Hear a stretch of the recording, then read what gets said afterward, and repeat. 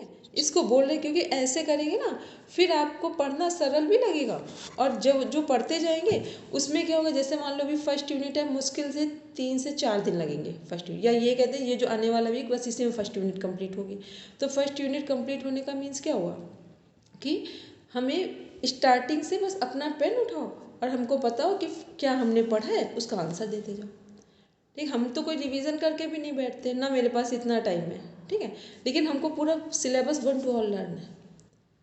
और ऐसे आप लोगों को ऐसे लर्न करते हो, हमको कैसे लर्न है, नीचे से ऊपर लर्न है। ठीक है, तो ये इसलिए नहीं कि कोई बहुत बड़ी बात है, ये केवल एक माइंड सेट करना होता है। जब हमको समझ लेते हैं कि हमें कोई किसी काम को कंप्लीट करना है, तो कंप्लीट का मतलब ये नहीं होता कि फर्स्ट से लास्ट, लास्ट से फर्स्ट, मिड से, कहीं से भी कंप्लीट का मतलब तो सभी डायमेंशन से कवर होगा। ठीक है, तो इसको कल आप लोग पूरा एक अपना सिंसियर होकर कि ये हमें टारगेट है हमारा, इसको हम करेंगे ही। और ये टारगेट को ऐसे रखना कि हर संडे कंप्लीट करना है इसको। बस इतना सा काम करेंगे। चलिए सब लोग बैठेंगे, एक बार प्रेयर करेंगे।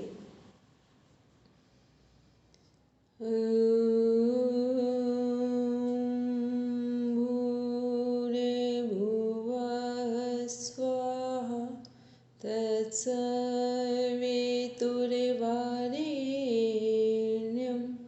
भर्गो देवस्य धीमहि धियो यो नः प्रचोदयात्।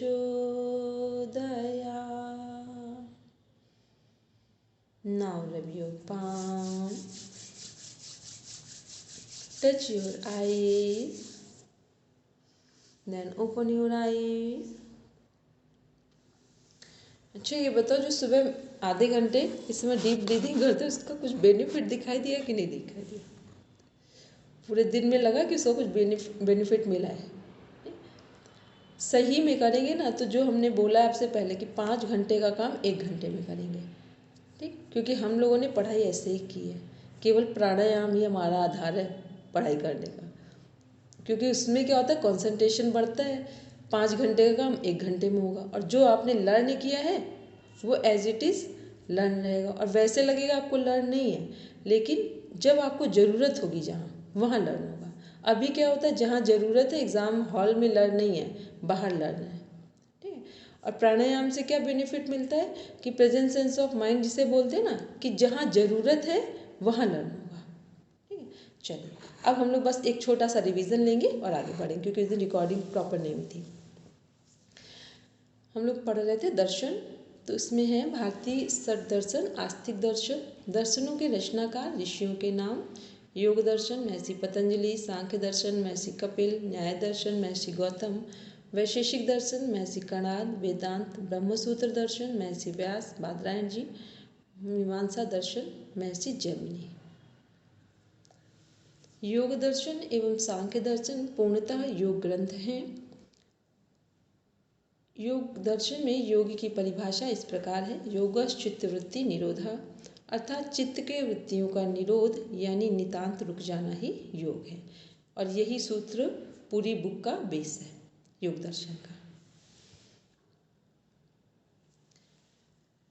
सांख्य दर्शन में कहा गया है, यही जो डेफिनेशन हमारी योग दर्शन में है उसको सांख्य दर्शन में किस नाम से क्या डिफाइन किया गया है, ध्यानम निर्विषयम मनः। जब हमारे मन में कोई विषय नहीं रहता है, अर्थात हमारा मन जब इंद्रियों के विषयों और भोगों की चिंता से मुक्त हो जाता है तभी ध्यान लगता है। मतलब बाहर से जितना हम डिटैच्ड होंगे तभी हमारा मन लगेगा और मोक्ष के द्वार खुलते हैं। फिर है न्याय दर्शन। न्याय दर्शन में क्या है, न्याय दर्शन में किसी भी वस्तु का सही ज्ञान प्राप्त करने पर बल दिया है, क्योंकि यथार्थ ज्ञान के बाद ही योग में सिद्धि मिलती है। तो हेडलाइन क्या है, यथार्थ ज्ञान है यहाँ पर न्याय दर्शन में। वैशेषिक दर्शन में प्रकृति का विवेचन कर परमात्मा की प्राप्ति पर बल दिया गया कि पहले प्रकृति को समझें, विवेचन में समझना है, और फिर परमात्मा की प्राप्ति पर बल दिया गया है। मीन्स पहले संसार का सदुपयोग करना सीखें और फिर परमात्मा के प्राप्ति के लिए आगे बढ़ेंगे। मीमांसा दर्शन, मीमांसा मीन्स क्या होता है, मीमांसा का अर्थ क्या है? ज्ञान की खोज। मीमांसा दर्शन में अनुसंधान एवं कर्म के द्वारा परमात्मा को प्राप्त करने का उपदेश दिया गया है। वेदांत दर्शन में आत्मा के स्वरूप को पहचानकर ब्रह्मा में लीन होने पर बल दिया गया है। एक वाक्य है वेदांत का, ईश्वर के सिवाय कहीं भी मन लगाया तो अंत में रोना ही पड़ेगा। ठीक, पूरे वेदों का सार है। इसका मीन्स ये नहीं है कि संसार का फिर क्या है, जब इतना गहराई में हमें जीवन समझ में आएगा तो हम संसार का केवल सदुपयोग करेंगे। ठीक है, मतलब उसका मतलब वैराग्य नहीं, वैराग्य के प्रति जागृति है। फिर है भारतीय सदर्शन आस्तिक दर्शन।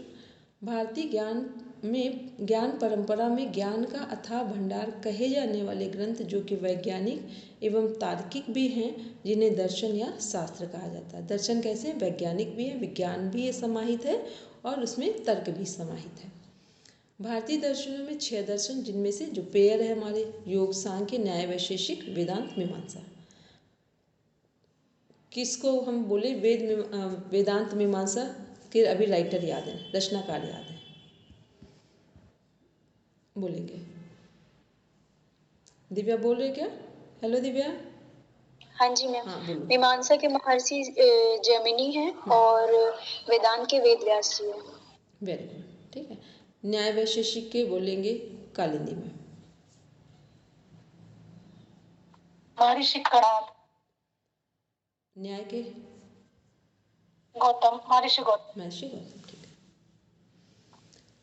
इसके बाद देख रहे हैं हम लोग आस्तिक वैदिक दर्शन, दर्शन रचयिता टीकाकार। सांख्य दर्शन महर्षि कपिल, विज्ञान भिक्षु। ये आता है, ये टीकाकार आते हैं। ठीक है, या तो यहाँ एक साइड दर्शन लिखे होंगे, दूसरे साइड टीकाकार लिखे होंगे, या टीकाकार लिखे होंगे और एक दर्शन दिया होगा, मतलब दोनों में से एक को उसमें से टिक करना है। तो इसको ध्यान में रखेंगे, ये कई बार रिपीट हो चुका है क्वेश्चन। तो सांख्य दर्शन महर्षि कपिल रचयिता है, सभी को पता है, और विज्ञान भिक्षु टीकाकार है। सबको पता है टीकाकार क्या है? कमेंट्री। मीन्स जब कोई ग्रंथ मेन लिखा गया है, फिर उस पर जिसने गहराई से उसका अध्ययन किया है ग्रंथ का, तो उस ग्रंथों का अध्ययन करने के बाद जो कंक्लूजन निकाला है वो टीकाएँ कही जाती हैं, जब कोई दूसरा व्यक्ति अनुभव के साथ लिखता है। फिर योग दर्शन का व्यासदेव जी हैं। कौन से है? व्यासदेव जी ने सबसे पहला भाष्य किया है, सभी को पता है। ठीक है, इसके बाद है हमारा न्याय दर्शन, महर्षि गौतम, वात्स्यायन ऋषि महर्षि। फिर वैशेषिक दर्शन महर्षि कणाद, और ये हैं टीकाकार प्रशस्तपाद जी। फिर 5th में है पूर्व मीमांसा दर्शन, इसके हैं रचयिता जो हैं वो महर्षि जैमिनी हैं और टीकाकार शबर हैं। ये वो हैं जिन्होंने पहली बार जिन ग्रंथों में टीका लिखी है। ठीक है, ये भी ध्यान रखिए, फर्स्ट लोग हैं। फिर है उत्तर मीमांसा दर्शन वेदांत, महर्षि बादरायण, शंकराचार्य जी। शंकराचार्य जी ने लगभग जितने भी हमारे ग्रंथ हैं, वेद, उपनिषद, फिर हमारी स्मृतियाँ, पुराण, श्रीमद् भगवद गीता, कोई भी ऐसा अब तक का ग्रंथ नहीं है जिस पर मैं शंकराचार्य जी ने टीकाएँ न लिखी हो। और शंकराचार्य जी की जो टीकाएँ हैं वो सर्वश्रेष्ठ मानी जाती हैं। ठीक है, क्योंकि इन्होंने जो भी लिखा है इनको जन्मजात सिद्ध वो माना जाता है कि भगवान का अवतार लेकर अवतरित हुए। तो इन्होंने जो भी मतलब सभी टीकाएँ इनके द्वारा जो लिखी गई है वो सर्वोत्कृष्ट हैं।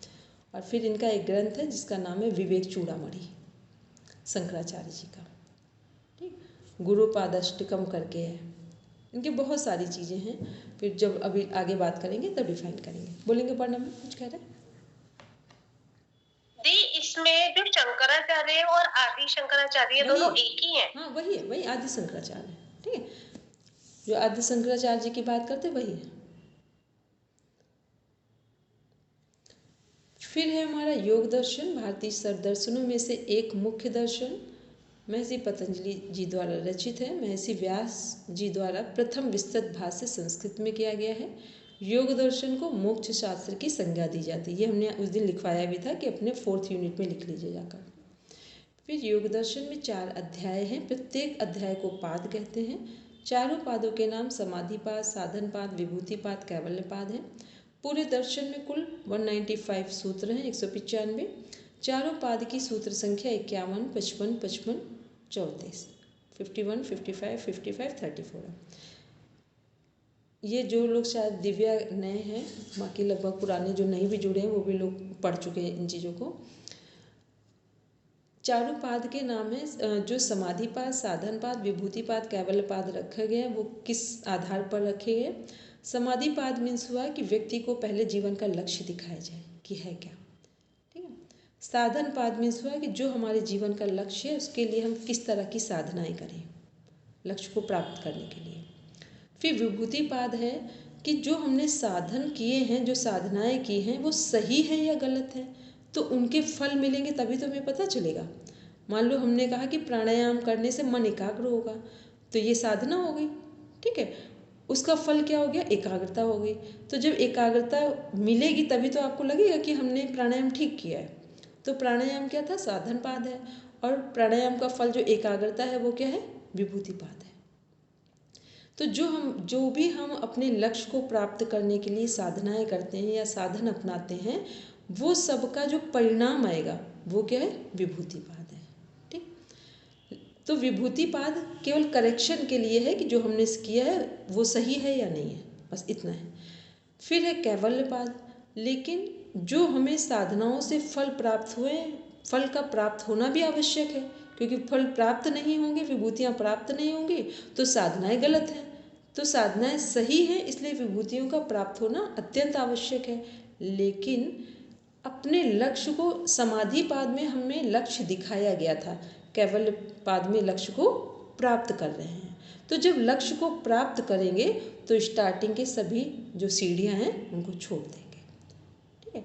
ये है कैवल्यपाद। मीन्स समाधिपाद और कैवल्यपाद में कुछ खास अंतर नहीं है, बस अंतर सिर्फ इतना है कि पहले हमें लक्ष्य दिखाया गया है और कैवल्यपाद में लक्ष्य को प्राप्त कर लिया है।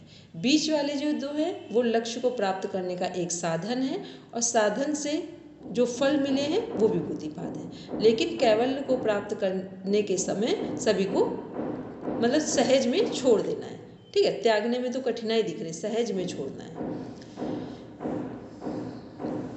इसके बाद देखते हैं योग दर्शन में अष्टांग योग 8 अंग हैं। यम में हमारे 5 हैं, नियम में हमारे 5 हैं। यम हमारे सामाजिक हैं और नियम हमारे व्यक्तिगत हैं। बोलेंगे दिव्या?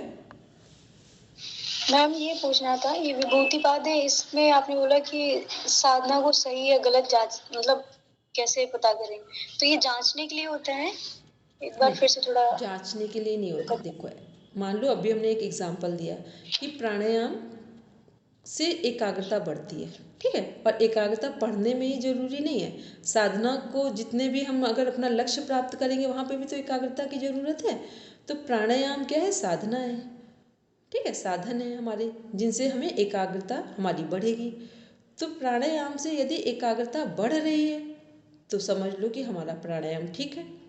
और प्राणायाम से एकाग्रता नहीं बढ़ रही है तो इसका मतलब प्राणायाम हम गलत कर रहे हैं। तो प्राणायाम से एकाग्रता बढ़ रही है तो ये है विभूतिपाद, ठीक। ऐसे जब अभी हम लोग पढ़ेंगे तो कम से कम वहाँ पर 50 से भी अधिक साधन के द्वारा जो विभूतियाँ मिली हैं उनके बारे में बताया गया है, ठीक है। तो वो सब क्या है, वो सब इसलिए हैं कि हमारे केवल जो भी मान लो हमने कहा कि यम का पालन करें, अहिंसा का पालन करें, तो अहिंसा का पालन करने से हमें क्या सिद्धि मिलेगी, क्या लाभ मिलेगा कि सभी लोग हमसे मित्रतापूर्ण व्यवहार करेंगे। तो मित्रतापूर्ण व्यवहार करना क्या हो गया, सिद्धि हो गई, विभूतिपाद हो गया, ठीक है। और अहिंसा क्या है, साधन है हमारा। फिर हमने कहा सत्य से क्या पालन, तो सत्य क्या है, साधन है। यदि हम सत्य बोलेंगे लगातार तो सत्य बोलने का फल क्या होगा कि हम जो बोलेंगे वो सच हो जाएगा, ठीक है। तो ये सच का फल है। तो सच बोलना साधन है और सच बोलने का परिणाम जो भी हमारी जो वचन है वो सही सिद्ध हो जाएंगे। ये क्या है हमारा, ये हमारा विभूति है, ठीक। फिर अस्ते मीन्स होता है चोरी ना करना। तो चोरी ना करना साधन है, लगातार हमने अपने जीवन में कुछ भी हो जाए, हमने मन वचन कर्म से चोरी ही नहीं की, तो फल क्या मिलेगा कि इस सृष्टि में जिस समय हमको जिस चीज़ की ज़रूरत होगी वो हमारे सामने ईश्वर कहीं ना कहीं से, ईश्वर को नहीं, प्रकृति के नियम में आता है, फिर वो प्रकृति के नियम में वो उपलब्ध हो जाएगी हमको। ठीक। तो ये उपलब्धि क्या है, विभूतिपाद है। ठीक है। अब आपको अगर उपलब्ध हो रही है तो आप समझ लेना कि हमने जो सोचा था वो सही ढंग से सोचा था हमने। नहीं अगर हुआ तो इसका मतलब सोचने में कहीं ना कहीं हमारी लापरवाही थी। फिर है हमारा ब्रह्मचर्य। ब्रह्मचर्य से क्या होगा, जब भी हम ब्रह्मचर्य का पालन करते हैं तो हमारे शरीर मन में ओज तेज और बल आता है। ठीक है। ये ओज तेज बल क्या है, ये विभूति है। ब्रह्मचर्य क्या है, साधन है, और ओज तेज बल क्या है, विभूति है। फिर अपरिग्रह मीन्स होता है जरूरत से अधिक किसी भी सामान को इकट्ठा ना करना। यह सामान विचारों में भी कनेक्ट होता है कि आवश्यकता से अधिक जिनकी ज़रूरत नहीं उन विचारों को भी इकट्ठा ना करें। ठीक है। ये है अपरिग्रह। तो अपरिग्रह ये क्या है, साधन है। और फल क्या होगा कि जब हम अपने जीवन में ना तो आवश्यकता से अधिक कोई साधन इकट्ठा करते हैं, मतलब सामान इकट्ठा करते हैं, ना हम अनावश्यक बातों को अपने दिमाग में रखते हैं। कई बार होता है ना, बहुत सारे लोग कल उसने ये कहा था, कल उसने ये कहा था। यदि आपको अपने जीवन में कुछ आगे बढ़ना है तो कल को छोड़ते जाओ, किसने क्या कहा था इसलिए याद रख रहे हो कि कोई मैसेज है, तब तो थोड़ा सा डिमाइंड कर लो। अब कोई आपके सदगुरु जी ने, कोई टीचर ने, कोई किसी बहुत स्पेसिफिक पर्सन ने कुछ कहा हो वो तो याद रखो, लेकिन उसके अलावा सब कुछ याद रखने की ज़रूरत नहीं है। तो अपरिग्रह मीन्स होता है ज़रूरत से अधिक विचारों को भी नहीं रखना है अधिक, और सामान को भी नहीं रखना।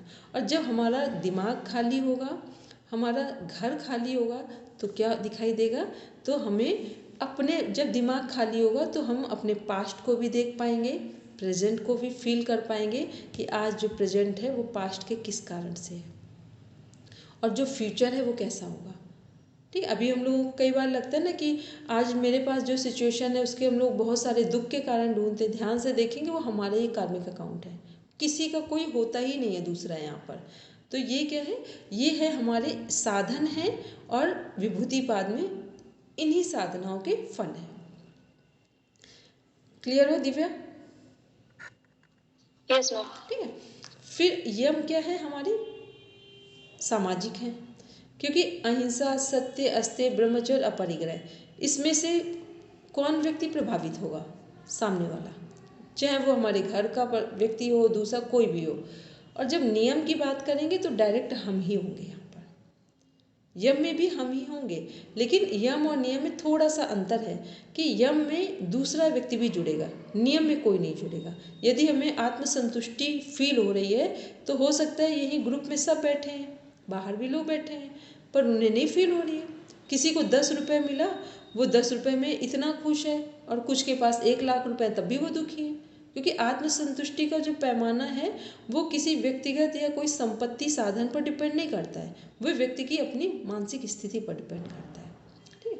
फिर शौच क्या है, सफाई है आंतरिक अंगों की और हमारे बाह्य अंगों की सफाई है। शौच में कौन कौन से आंतरिक अंग आते हैं, हमारे मन, बुद्धि, चित्त, अहंकार आता है, और बाहरी में हमारा शरीर आता है। क्योंकि जब भी शरीर हमारा कब बीमार होता है, जब हमारे रोम छिद्र बंद हो जाते हैं। ठीक है। तो जितने हम बाहर के साधन यूज़ करते हैं वो ठीक नहीं है, तो क्या होगा, रोम छिद्र बंद हो जाएंगे, तो जो व्यान प्राण है वो हमारे शरीर में प्रवेश ही नहीं करेगा। ठीक। फिर आंतरिक अंगों से क्या है, मन, बुद्धि, चित्त, अहंकार, ये स्वच्छ रहेंगे तो भी हम व्यक्तिगत, हमारे ही मन, बुद्धि, चित्त, अहंकार होगा। संतोष, अभी आत्मसंतुष्टि की बात, वो भी हमारा सेल्फ है। फिर तप का है, किसी भी कार्य के लिए हम जो भी परिश्रम करेंगे वो हमारा खुद का होगा, दूसरों के परिश्रम से किसी को कुछ नहीं मिलता है। ठीक है। दूसरों के परिश्रम लेना चाहिए, लेकिन मानसिक सहयोग, और ऐसा सहयोग जिससे हम आत्मनिर्भर हो जाएं। कभी ऐसा सहयोग ना लो कि ये व्यक्ति जो हमें सहयोग दे रहा है इस पर हम निर्भर हो जाएं, उससे ऐसा सहयोग लो कि हम आत्मनिर्भर हो जाएं।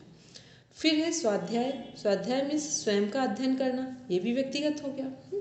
ईश्वर प्रणिधान, अब हम ईश्वर के प्रति अपने को समर्पित कर रहे हैं या नहीं कर रहे हैं, ये इसमें केवल हम ही जुड़ेंगे, दूसरा कोई व्यक्ति नहीं जुड़ेगा। हो सकता है अभी हम लोग बात कर रहे हैं, आप सबने कहा नहीं नहीं हमने ईश्वर प्रणिधान कर दिया है, मीन्स ईश्वर को अपनी चीज़ों को समर्पित कर दिया है। लेकिन अब आप किसी पॉइंट पे वापस हो जाओ, बैक हो जाओ, तो ये सामने नहीं दिख रहा है क्योंकि ये आपका पर्सनल है, लेकिन इसका फल भी आपको पर्सनली फील होगा। यदि आपने ऐसा किया है तो उसका भी रिजल्ट आपको दिखाई देगा।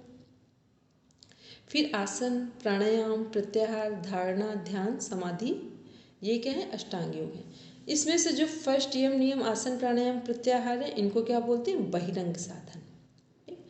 धारणा ध्यान समाधि को अंतरंग साधन, और धारणा ध्यान समाधि को ही अष्टांग योग में प्रॉपर राजयोग कहा जाता है। कई बार लोग पूरे अष्टांग योग को राजयोग समझते हैं, पूरा अष्टांग योग राजयोग नहीं है। अष्टांग योग के अंदर राजयोग है, और वो कहाँ है? धारणा ध्यान समाधि, क्योंकि राजयोग का संबंध हमारे केवल मन से है, और मन की एकाग्रता कहाँ से शुरू होती है? धारणा से। सभी जगह से होगी, लेकिन प्रॉपर जो कन्वर्जन दिख रहा है वो धारणा से आएगा हमारा। इसके बाद है योग दर्शन में क्रिया योग, तप, स्वाध्याय, ईश्वर प्रणिधान। कहा जाता है कि यदि जीवन में किसी को कुछ आगे बढ़ना है सही मायने में, तो क्रिया योग सबसे बेस्ट है जीवन में। इसको थोड़े भी समझदार लोग हों तो सबसे सरल साधन है क्रिया योग, कि तप का मीन्स हमारा रूटीन फिक्स हो किसी भी एक कार्य को करने के लिए, कोई भी एक नियम जरूर हो जीवन में जो लक्ष्य की ओर इंगित करता हो, ये है तप। स्वाध्याय मीन्स हर रात सोने से पहले अपना एक बार अध्ययन कर लें कि आज हमने क्या किया है, और सुबह उठकर फिर से, जिसे बोलते हैं हर रात एक नई मौत और हर दिन हर सुबह एक नया जीवन। ठीक है, तो ये क्या है? जिसे तत्वबोध आत्मबोध की साधना भी बोलते हैं। रात्रि को तत्वबोध की साधना की जाती है कि आज अंतिम रात है, और सुबह जब जगते हैं तो आत्मबोध की साधना की जाती है कि आज हमें नया जीवन मिला है। ठीक है, ये है स्वाध्याय। फिर ईश्वर प्रणिधान क्या है? कि जो भी हमने समझा किया उन सबको एट लास्ट ईश्वर को समर्पित कर दो। वो अच्छा था, बुरा था, ओवरऑल रात को सोते समय एक बार ईश्वर प्रणिधान कर देना चाहिए। तो ये क्या? ये तीनों ये छोटी सी प्रैक्टिस हैं, केवल हमारे माइंड में एक बार इनका एक पिक्चर आ जाए कि हमें इनको डेली अपने रूटीन में रखना है, तो एक सहज व्यक्ति भी घर में रहकर समाधि प्राप्त कर लेगा, मीन्स मोक्ष प्राप्त कर लेगा। इसके बाद है योग दर्शन में मुख्य योग क्या है? ईश्वर प्रणिधान। ठीक, और समस्त साधनाओं का भी जो कंक्लूजन है वो ईश्वर प्रणिधान है। किसी भी साधन से आप आगे बढ़े, ज्ञान योग, कर्म योग, भक्ति योग, लय योग, हठ योग, सहज योग, राजयोग, ध्यान योग, या और जो हमारे अदर छोटे छोटे से योग है, मंत्र योग, कोई भी साधन हो, अंतिम परिणति कहाँ से आगे होगी? मोक्ष की प्राप्ति ईश्वर प्रणिधान से। फिर है सरलता से समझने के लिए तीन तरह के हमारे साधक हैं। साधारण कोटि के साधकों को निम्न कोटि के साधक बोलते हैं, मध्यम कोटि के साधक और उच्च कोटि के साधक। सीक्वेंस कैसे स्टार्ट होता है? उच्च कोटि फर्स्ट, मध्यम सेकेंड और निम्न थर्ड। सीक्वेंस ये मेंटेन होता है, वहाँ उसके लिए आता है क्या बोलते हैं, क्रॉस करने के लिए, ठीक, मैचिंग के लिए। तो जो हमारे उत्तम कोटि के साधक हैं वो किसका अभ्यास करेंगे? ईश्वर प्रणिधान का, और इसमें एक नाम है जो यहाँ लिखा नहीं है, अभ्यास और वैराग्य का। फिर मध्यम कोटि के लिए प्रॉपर है तप, स्वाध्याय और ईश्वर प्रणिधान, और निम्न के लिए है पूरा अष्टांग योग। शुरू कहाँ से करेंगे? यम नियम से करेंगे। इसके बाद क्या है कि इसमें जो वहाँ पर लिखा है ईश्वर प्रणिधान, आप देखेंगे ईश्वर प्रणिधान उच्च कोटि के साधकों में भी है, मध्यम में भी है, और जहाँ पर अष्टांग योग पूरा जिनको अपनाना है, यम नियम है, तो नियम के अंदर भी ईश्वर प्रणिधान है। इसलिए ईश्वर प्रणिधान को सर्वोपरि माना गया है। फिर योग दर्शन में हमारे पंचक्लेश हैं, अविद्या, अस्मिता, राग, द्वेष, अभिनिवेश। अविद्या मीन्स होता है अज्ञानता, सारे दुखों की जननी क्या है? हमारी अज्ञानता ही। अस्मिता मीन्स हुआ जब शरीर और आत्मा को हम एक समझ लेते हैं। राग मीन्स हुआ किसी भी चीज़ से ओवर अटैच्ड हो जाना, ये राग हो गया। द्वेष का मीन्स है, राग और द्वेष क्या है? एक सिक्के के दो पहलू हैं। जहाँ पर आप ओवर अटैच्ड होते हैं वहाँ पर द्वेष उत्पन्न होगा ही होगा, और जहाँ पर आप सहज प्रेम करते हैं वहाँ पूरे जीवन द्वेष नहीं होगा। तो इसलिए क्या करना है? क्योंकि प्रेम सहजता डिमांड करता है, प्रेम में सहजता होती है, और जब हम ओवर अटैच्ड होते हैं तो वहाँ हम असहज हो जाते हैं। ठीक है, आप देखना जो लोग ओवर अटैच्ड होते हैं उनकी बॉडी लैंग्वेज चेंज हो जाती है, और जो लोग प्रेम करते हैं उनकी बॉडी लैंग्वेज बिल्कुल स्टेबल हो जाती है, माइंड और बॉडी दोनों। और जहाँ लोग प्रेम करते हैं ना, वो बहुत बार बार दर्शाते नहीं है कि हमने ये किया आपके लिए, ये किया, वो इतना बताने की उनको ज़रूरत नहीं पड़ती है। और जब लोग राग करते हैं तब उन्हें लगता है कि आप अगर खांसी भी आए ना तो मेरे अनुसार खांसना है आपको। ठीक, इससे बोलते हैं राग। और प्रेम में क्या होता है, जो देना होता है व्यक्ति को दे भी देगा और स्वतंत्र छोड़ देगा कि आप आत्मनिर्भर होकर जीवन में आगे बढ़ जाओ, ये है प्रेम। तो प्रेम होगा तो राग द्वेष नहीं होगा, और राग और द्वेष होगा तो प्रेम नहीं होगा। तो राग और द्वेष एक सिक्के के दो पहलू हैं, जहाँ राग है वहीं द्वेष होगा। फिर अभिनिवेश। अभिनिवेश मीन्स होता है मृत्यु का भय। हर व्यक्ति को अपने जीवन में मृत्यु का भय। ठीक है, तो ये मृत्यु का भय कब जीवन से जाता है, जब हमारे जीवन में एक लक्ष्य निर्धारित हो जाता है। जिसके जीवन में एक लक्ष्य निर्धारित है और वो लक्ष्य की ओर चल रहा है, ठीक है, तो फिर ये धीरे धीरे मृत्यु का भय समाप्त होता जाएगा। और एक स्टेज पे जब हम मोक्ष की ओर जाने लगते हैं या संप्रज्ञात समाधि तक जाते हैं, तब तक मृत्यु का भय डाउन हो जाएगा। ध्यान रहे, जितनी भी साधनाएं यहाँ पर हैं किसी भी योग में, सबका आधार प्राणायाम है। ठीक, ये अभी आपको मेरी बात नहीं समझ में आ रही होगी शायद, जब थोड़ा सा आगे बढ़ेंगे, कभी एक्सपर्ट्स के साथ जाएंगे, कभी टीम में जाएंगे, तब इसके बारे में समझ में आएगा। ठीक है, बोलेंगे दिव्या, कुछ कह रहे हैं? मैम अस्मिता को एक बार फिर से डिफाइन कर देंगे। अस्मिता का मीन्स होता है, देखो जैसे हमारी बॉडी है, अभी हम लोग क्या बोलते हैं, यदि हमारे शरीर में कोई चोट लग जाए तो हम लोग सीधा बोलते हैं हमको चोट लग गई है। ठीक है, यदि कोई दुख हमको आए या कोई भी तकलीफ हो तो हम लोग क्या बोलते हैं, हमारा पूरा जीवन दुख से भरा है। कहना क्या चाहिए था, हमारे शरीर को एक कष्ट मिला है, आत्मा पीड़ित नहीं होती है। अभी हम जो भी करते हैं वो ओवरऑल कनेक्ट कर देते हैं, जबकि शरीर का दुख आत्मा से कनेक्ट ही नहीं होता है। ठीक है, क्योंकि शरीर के दुख को एक सोच में भी बदला जा सकता है। एक भगवान बुद्ध की कहानी लगभग सभी ने सुनी होगी कि एक महिला अपने बच्चे को, जिसका बच्चे की डेथ हो गई थी, वो लेकर भगवान बुद्ध के पास आई थी कि अगर आप सच हैं तो इसको बचा लीजिए।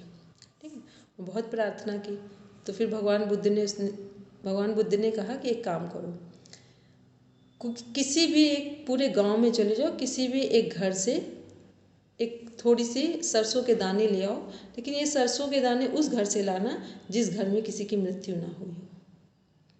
तो पूरी जगह चली गई, फिर वो भगवान बुद्ध के पास नहीं आई क्योंकि उत्तर मिल चुका था उसको।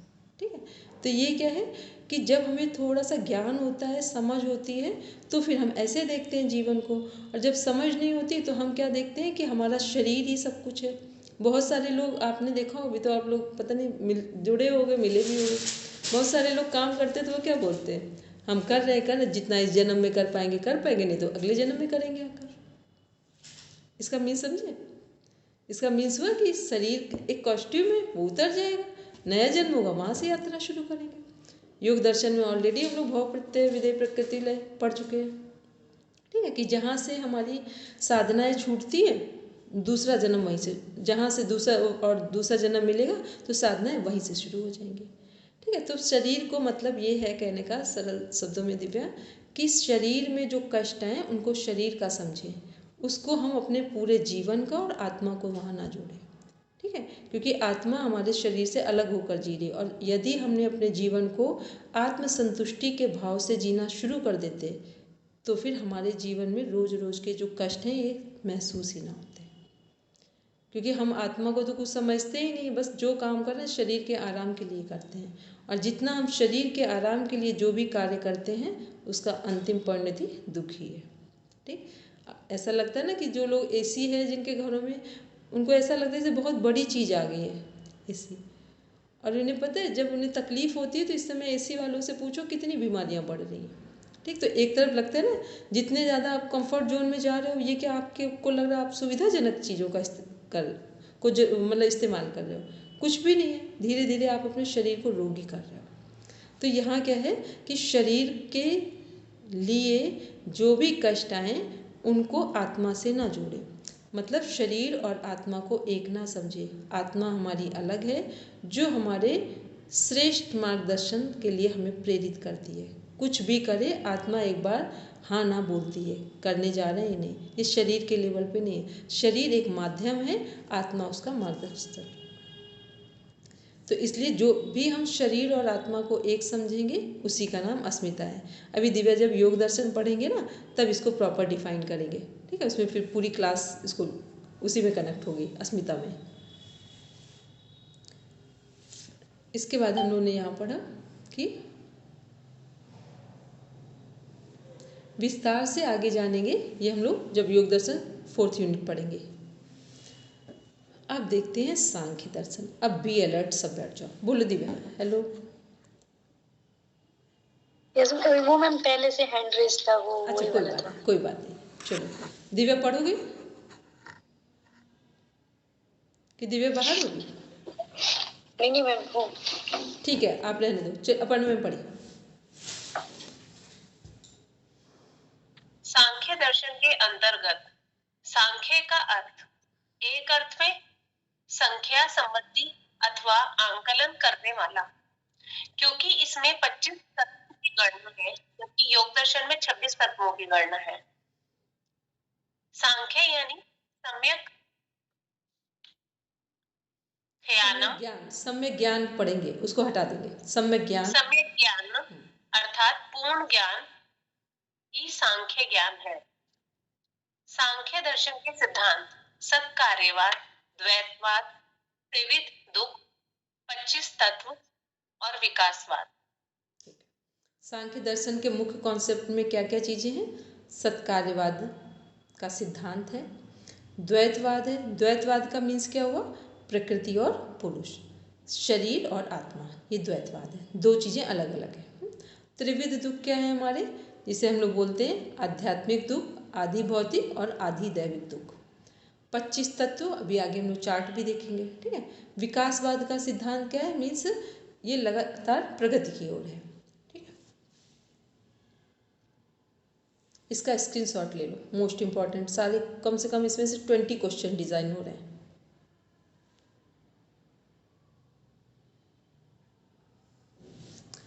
फिर देखते हैं सांख्य दर्शन, पढ़ेंगे कौन? सांख्य दर्शन के प्रणेता महर्षि कपिल जाने जाते हैं।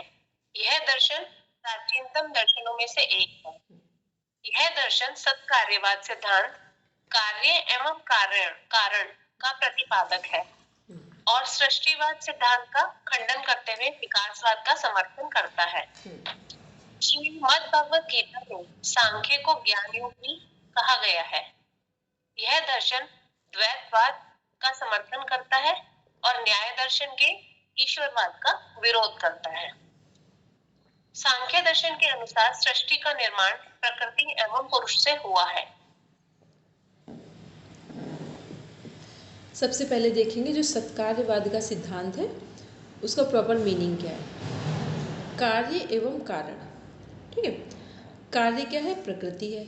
कारण क्या है? आत्मा है। तो पूरा जीवन किस पर काम कर रहा है? कार्य और कारण पे। कुछ भी अभी मान लो हम लोग बात कर रहे हैं, तो कोई तो कारण है। कारण क्या है? नेट जेआरएफ का एग्जाम। कार्य क्या है? क्लास चल रही है, ठीक है। मतलब इस सृष्टि में कोई भी घटना ऐसी नहीं है जिसके पीछे कोई कारण ना। बिना कारण सूर्य भी उग रहा है तो एक कारण में उग रहा है। कोई ना कोई एक सर्कल बना हुआ है जो प्रकृति के नियम में, उसके कारण उग रहे हैं और एक समय के बाद वो डूब जाता है सूर्य, फिर सुबह अपने नियम से वापस आ जाता है। तो मतलब कार्य, सत्कार्यवाद का सिद्धांत का मीनिंग क्या है? कार्य एवं कारण। कोई भी चीज़ हमारे सामने है, वस्तु है, तो उसका कार्य भी होगा और कारण भी होगा। मान लो किसी को अभी यहाँ पे अचानक से रेसेस आ जाए या कोई दाने पड़ जाए, तो इसका कोई कारण होगा तभी तो हुआ होगा, ठीक है।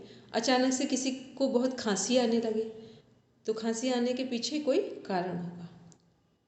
तो कारण का में जो भी लक्षण दिखाई देंगे, कार्य को ये भी समझ सकते हैं लक्षण, और कारण को कारण।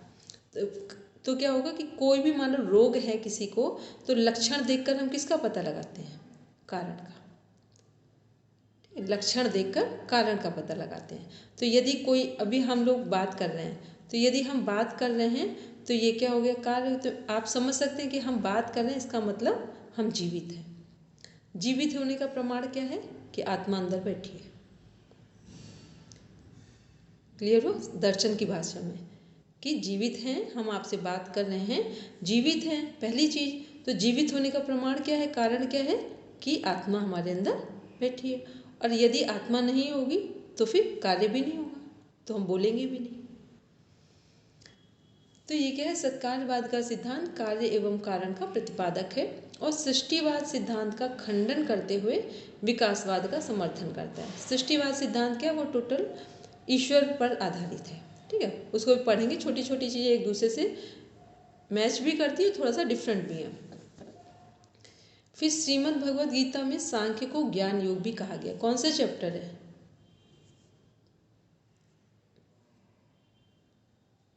सेकेंड चैप्टर, तीसरा कर्मयोग है, दूसरा कर्मयोग सांख्य योग। ठीक, तो सांख्य योग का मीन्स क्या है, वहाँ ज्ञान योग से ही संबंधित है। तो श्रीमद् भगवद गीता में सांख्य को ज्ञान योग कहा गया है। यह दर्शन द्वैतवाद का समर्थन करता है। द्वैतवाद फिर बताया हमने, प्रकृति और पुरुष, शरीर और आत्मा। ठीक, शरीर होगा, शरीर कब काम करेगा, जब उसमें आत्मा होगी। आत्मा कब कार्य करेगी, जब आत्मा को एक शरीर मिलेगा। यदि शरीर है और आत्मा ना हो तो शरीर क्या है, डेड बॉडी है। और केवल आत्मा है, उसको शरीर ना मिले तो आत्मा कहाँ क्या भ्रमण कर रही है, क्या कर रही है, इसको हम लोग जज नहीं कर पाएंगे। तो शरीर के लिए आत्मा का होना जरूरी है और आत्मा के लिए शरीर का होना जरूरी है। ये है कार्य और कारण। लेकिन योग क्या बात कर, योग में क्या हमें मैसेज दिया जा रहा है कि इस बात का हम ज्ञान रखें, इस बात का हम ज्ञान रखें कि शरीर और आत्मा अलग अलग है। तो हमें शरीर एक साधन है और उस साधन के द्वारा अपने आत्म तत्व को विकसित करना है। ठीक है, तभी क्या बोला जाता है, साधन धाम मोक्ष का द्वारा, कि सभी मोक्ष के द्वारों का साधन क्या है, हमारा शरीर है, ना कि शरीर ही मोक्ष का द्वार है। मतलब शरीर द्वारा मोक्ष के द्वार तक पहुँचेंगे तो वो साधन है हमारा। फिर है हमारा नीचे, सांख्य दर्शन के अनुसार सृष्टि का निर्माण क्या है, प्रकृति और पुरुष से हुआ है। सही बात है, यदि शरीर ना हो तो जो हमारा एक क्रम है सृष्टि का वो चलेगा नहीं। जीव जंतु वनस्पति मनुष्य सभी में क्या है, एक प्रजनन क्षमता चल रही है, उसके कारण क्या है, सृष्टि विकास की ओर है। पढ़ेंगे अपन में। सांख्य दर्शन के अनुसार इस संपूर्ण सृष्टि का निर्माण प्रकृति एवं पुरुष के मिलने से हुआ है। सत्व रजस एवं तमस इन तीनों गुणों की साम्य अवस्था को प्रकृति कहा जाता है तथा पुरुष से तात्पर्य आत्मा से है। जब तक पुरुष एवं प्रकृति एक दूसरे से अलग अलग रहते हैं तब तक किसी प्रकार की सृष्टि की उत्पत्ति की कोई प्रक्रिया नहीं चलती है और सत रज एवं तम तीनों गुण अपने में ही परिणित होते रहते हैं। अर्थात सतोगुण रजोगुण, सतोगुण में रजोगुण, रजोगुण में और तमोगुण में परिवर्तित होता रहता है। प्रकृति के इन तीनों तत्वों के अपने अपने अलग अलग गुण धर्म है। सतोगुण प्रकाश और सुख का प्रतीक है, रजोगुण प्रवृत्ति प्रेरित करने का गुण एवं दुख का तथा तमोगुण अवरोध या जड़ता एवं मोह का प्रतीक है। ठीक है, इसमें क्या है कि जो हमारा सृष्टि का क्रम है वो किसके द्वारा चल रहा है, पुरुष और प्रकृति के द्वारा चल रहा है। पुरुष क्या है, आत्मा, और प्रकृति क्या है, जो कुछ भी इस यूनिवर्स में दिखाई दे रहा है सब कुछ प्रकृति है और जिसके द्वारा देखा जा रहा है वो सब पुरुष है। तो मान लो कि अभी हम आपको देख रहे हैं तो जो आप दिख रहे हैं वो क्या है, प्रकृति है। आपका शरीर प्रकृति में आएगा और जिसके द्वारा हम आपको देख पा रहे हैं वो क्या है, वो पुरुष है, आत्मा है। ठीक, तो पहले दिव्या ये कॉन्सेप्ट क्लियर हो रहा है कि जो भी कुछ इस यूनिवर्स में दिखाई देता है वो सब प्रकृति में आएगा, वो हमारा शरीर हो कुछ भी हो, और जिसके द्वारा हम देख पाते हैं वो सब पुरुष है, और पुरुष का अर्थ यहाँ आत्मा से है, सोल से है। फिर जो हमारी प्रकृति है वो 3 गुणों के साथ काम करती है। 3 गुण हैं हमारे, सतोगुण, रजोगुण और तमोगुण। अब ये तीनों ही गुण हर व्यक्ति के अंदर होते हैं, क्योंकि तीनों में से एक भी गुण यदि व्यक्ति के अंदर नहीं होगा तो व्यक्ति की डेथ हो जाएगी, या वो पैरालिसिस समझ लो, उसकी बॉडी होगी, पैरालिसिस से कवर हो गई उसकी बॉडी, या ये कह दें कि बिल्कुल बॉडी उसकी निष्क्रिय हो गई, पैसिव मोड में चली गई। तो प्रकृति क्या है हमारी, जो सतोगुण, रजोगुण, तमोगुण सभी में क्यों है? मान लो जो लोग संत महापुरुष भी हैं, जो लोग मोक्ष को प्राप्त हो गए, उनके जीवन में सबसे अधिक कौन सा गुण होगा? सतोगुण। ठीक, रजोगुण भी होगा, क्योंकि रजोगुण के कारण ही वो अपने कार्य को कर पा रहे हैं। भोजन ग्रहण करेंगे तो किसके कारण करेंगे? रजोगुण के कारण करेंगे। ठीक, यदि रजोगुण ना हो तो भूख ही नहीं लगेगी, मतलब जो भी काम बाहर करेंगे वो सब रजोगुण के कारण करेंगे। अब उन्हें वो मान लो जो संत महापुरुष हैं वो मुश्किल से, शायद अभी तक मेरे समझ में कोई ऐसे संत महापुरुष नहीं है जो 3 घंटे से ज़्यादा सोते हो, यदि वो संत महापुरुष सच में है। बस 3 घंटे। वो क्यों 3 घंटे सोते हैं? क्योंकि उनका सतोगुण इतना विकसित हो गया है कि वो 3 घंटे में ही नींद पूरी ले लेता है। लेकिन वो 3 घंटे वो जो सो रहे हैं वो कौन सा गुण है? तमोगुण है। तो मतलब जो श्रेष्ठ संत महापुरुष हैं उनके जीवन में भी तीनों गुण हैं। अब जिनके जीवन में जो गुण अधिक होगा, एक होता है कम ज़्यादा, तो सतोगुण उनका सबसे अधिक है, फिर रजोगुण और फिर तमोगुण बिल्कुल कम है। अब जिसके जीवन में जिस गुण की अधिकता होगी उस व्यक्ति का व्यक्तित्व वैसा ही बन जाएगा। जिसका गुण रजोगुणी जो लोग अधिक होंगे वो संसार के स्तर पर क्रिया सबसे अधिक वर्क करेंगे। ठीक है, यदि तमोगुण अधिक होगा तो फिर ये लोग आलसी हो जाएंगे, प्रमादी हो जाएंगे, जड़ बुद्धि हो जाएंगे। तमोगुण अपने आप में बहुत यूज़फुल है, लेकिन यदि अधिकता हो गई तो ये फिर प्रॉब्लम देगा। ऐसे रजोगुणी लोग, यदि बहुत ज़्यादा रजोगुण बढ़ गया फिर वो लोग कुछ फिर गड़बड़ भी करने लगते हैं। रजोगुण जब बहुत होता है ना तो फिर वो व्यक्ति हर चीज़ को बस पाना चाहते हैं। रजोगुणी व्यक्ति की कभी भी आकांक्षाएं पूरी नहीं होती। ठीक है, उसको एक पूरी हुई, दूसरी पूरी हुई, तीसरी, वैसे एक तरफ अच्छा है, लेकिन वो पूरी होने के साथ साथ वो बिल्कुल चिपक ना रहा हो, उन चीज़ों से जुड़ ना रहा हो। और अगर जुड़ रहा है तो फिर उसका रजोगुण विकसित है, सतोगुण ना के बराबर है वहाँ पर।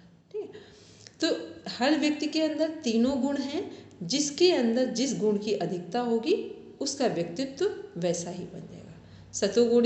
सतोगुण अधिक होगा तो सतोगुणी व्यक्ति, रजोगुण अधिक होगा तो रजोगुणी, और तमोगुण होगा तो तमोगुणी। योग साधना में क्या होता है कि जब मान लो अभी हम लोग प्राणायाम की प्रैक्टिस पर हम लोग बल दे रहे हैं कि नहीं प्राणायाम करना चाहिए फोर्सफुली, तो प्राणायाम करने से क्या होगा, ये जो हमारे तीनों गुण हैं इनमें बैलेंस आने लगेगा। बैलेंस कैसे आएगा कि सतोगुण बढ़ेगा, फिर रजोगुण काम करेगा, और फिर तमोगुण आप देखना कि यदि आपने ठीक ढंग से सुबह प्राणायाम किया होगा तो जो आँखों में एक आलस या जलन सी होती थी वो बंद हो गई होगी। आँखों में इतना हल्कापन आ जाता है यदि प्राणायाम सही से किया है आपने। तो वो क्यों हो रहा है? वो तमोगुण को हटाना शुरू कर देता है। तो ये हम लोग ने क्या देखा कि जो प्रकृति और पुरुष से, ये द्वैतवाद के सिद्धांत पर आधारित है सांख्य दर्शन। प्रकृति और पुरुष दो को द्वैतवाद बोला जाता है। प्रकृति और पुरुष के मिलने से ही सृष्टि का विकास हुआ है। प्रकृति में 3 गुण हैं, सतोगुण, रजोगुण, तमोगुण। जो हमारा पुरुष है उसके कोई गुण नहीं है, वो अपने आप में निराकार निर्दोष सत्ता में आता है। तो जब भी ये दोनों चीज़, जब सृष्टि में किसी का जन्म होता है तो प्रकृति पुरुष की साम्यावस्था, मतलब दोनों के संतुलन के साथ जन्म हो रहा है। लेकिन यदि हमने योग को जीवन में अपनाया तो प्रकृति और पुरुष के बीच में हम अंतर रखेंगे, और योग को नहीं अपनाया तो केवल संसार की दौड़ में भागते रहेंगे और थक कर एक दिन इस दुनिया से चले जाएंगे। आगे पढ़ेंगे। 6 प्रमुख भारतीय दर्शनों में सबसे पुराना सांख्य दर्शन माना जाता है। सांख्य दर्शन का उल्लेख रामायण, महाभारत, स्मृति और पुराणों में भी मिलता है। इसके रचयिता महर्षि कपिल है। महर्षि कपिल ने 6 अध्यायों में निहित 525 सूत्रों के माध्यम से योग के आध्यात्मिक पक्ष को यथार्थ रूप में समझाने का प्रयास किया है। सांख्य का सामान्य संख्या संबंधी या विश्लेषण है। इस दर्शन के अनुसार संपूर्ण सृष्टि प्रकृति और पुरुष से मिलकर बनी हुई है। योग शास्त्रों के प्रमुख ऊर्जा स्रोत ईड़ा पिंगला और शिव शक्ति के सिद्धांत इसी के समरूप है। ठीक है, सांख्य दर्शन एक मिनट रुकिए। देखो क्या करना है, अभी हम लोग जैसे पढ़ रहे थे, जहाँ सांख्य दर्शन या तो कहीं की नोट्स बना रहे हो वहीं पर लिख लीजिए जाके कि 526 सूत्र हैं और 6 अध्याय हैं सांख्य दर्शन में। ठीक है, ये आपकी कुछ चीज़ें ऐसी थी, अपना एक की नोट जो पढ़ते हैं उसका वही नेम लिखकर बना लिया कीजिए। ठीक है, तो वहाँ पे लिखेंगे 6 चैप्टर है सांख्य योग में और 526 सूत्र हैं। योग दर्शन में 195 है और इसमें 526 है। आगे पढ़ेंगे।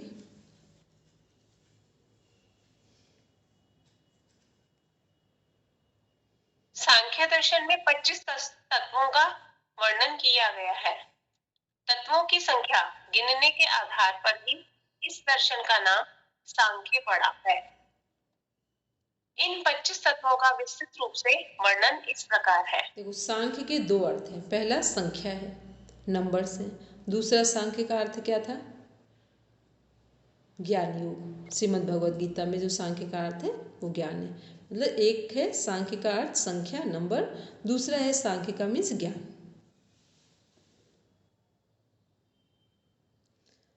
अब इसको आराम से देखेंगे। 1 मिनट तो आसानी से पहले इसको देख लेंगे, बिल्कुल कॉन्सेंट्रेट होकर।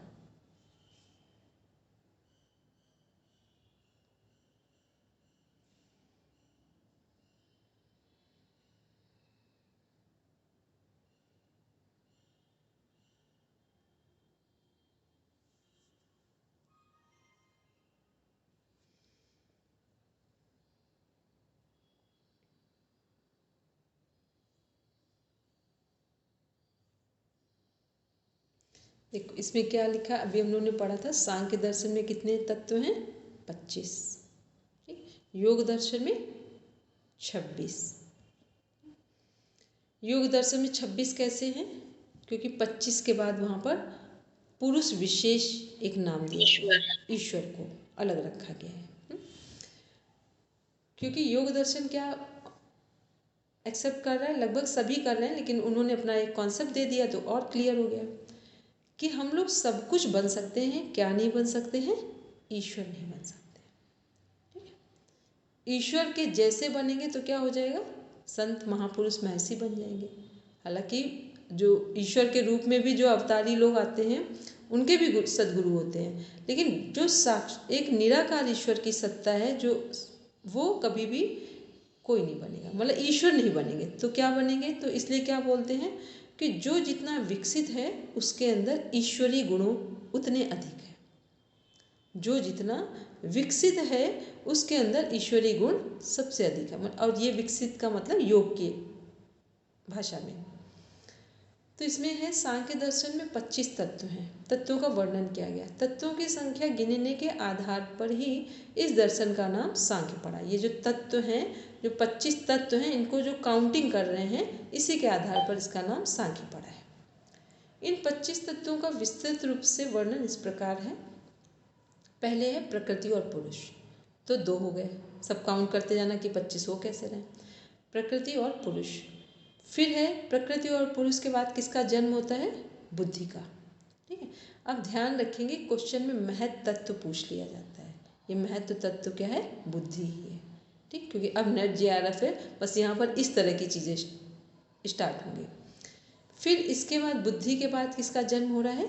अहंकार का। फिर अहंकार के बाद किसका जन्म हो रहा है? अब अहंकार हमारा कितने प्रकार का है? 3 तरह का, क्योंकि अहंकार हमारा गुणों पर आधारित है। सतोगुणी का अहंकार क्या होगा? स्वाभिमान होगा। रजोगुणी का अहंकार अभिमान होगा। तमोगुणी का भी अभिमान में ही कनेक्ट होगा। लेकिन जो रजोगुणी व्यक्ति बीच में, रजोगुण जो राजसिक अहंकार है उसे बीच में क्यों रखा गया है, सब लोग समझ के बताएंगे। पहले सात्विक, रासिक, तामसिक, तो रजोगुण या राजसिक को बीच में क्यों रखा गया है? सतोगुण, तमोगुण, रजोगुण भी हो सकता था, तो रजोगुण मिड में क्यों आता है? बोलेंगे पढ़ने में?